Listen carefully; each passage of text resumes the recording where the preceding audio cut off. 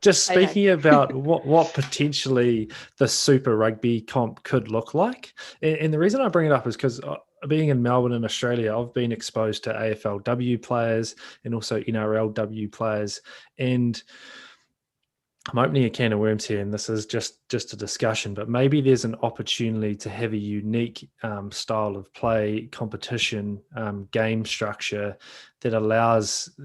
We all want the women's game and women to benefit professionally. So, can we now produce a really unique product that spectators can all buy into? We all love. It's exciting. Has there been any of those sort of chats around what the game could look like? yeah, I was in a meeting just the other night actually about that very thing, Perfect. about Super Women's Rugby and how it's going to look and how it's going to be marketed and all of that, and if it's going to have a different flavour to the men's. The thing with women's rugby is it's so fast growing at the moment, and if you look at the numbers here in New Zealand, and I'm not sure if it's the same in Aussie, but um, for our youth rugby players, women's players, young girls who are playing is just going up on this exponential curve, and whereas junior boys playing is going downhill quite quick as well. So it's really only going to be a matter of time before there's actually quite an even number of males and females playing the game, which which is why to me it shows that the investment in this game needs to happen now.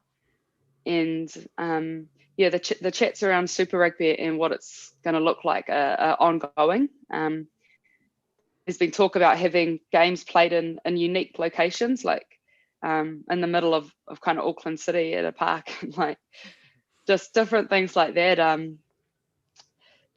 We're talking about the branding and the integrity with the comp, and um, just making sure that we do it right and we don't just copy exactly what the men's do. I think it's important. We need to learn from them and what works well, what doesn't, what we could improve on, how we could give it our own flavour before we sign off on anything for next year. Mm. And here's another one for you to think about.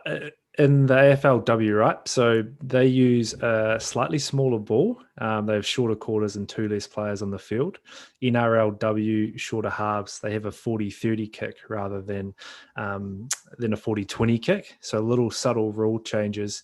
And I guess where I'm going with this is, right, so the player pool in the women's game isn't as strong as the men's because it's not professional, right? And that's a no-brainer.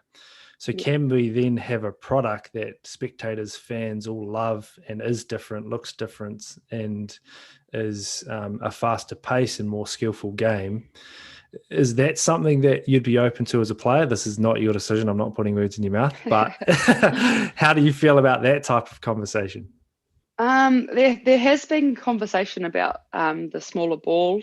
I know that, but for me, if I were to vote, I'd want to stick with the normal ball. It's the one I've played with my whole rugby life. That's 24 years now. So Yeah. I think if something like that was to be introduced, like slightly different field dimensions or little rule changes here and there, I think it's something that would have to be started at school level now.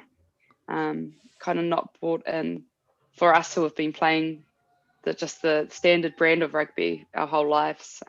This is just my opinion, but Mm. I kind of already think with the way women's play the game, us women play the game, it actually is a faster, more exciting game because there's less kicking. We hold the ball for longer periods of play and that type of thing. So yeah, I mean, I guess in women's AFL and stuff, it's a bit different because it is all based on kind of how far you can kick the ball. Mm. Whereas for us in women's 15s, we just don't kick the ball if we don't need to. So it does become much more of a running game. So yeah, look, to answer your question, not something I've thought of. But yeah, if it was to be, I believe it needs to be done for girls just starting to play the game.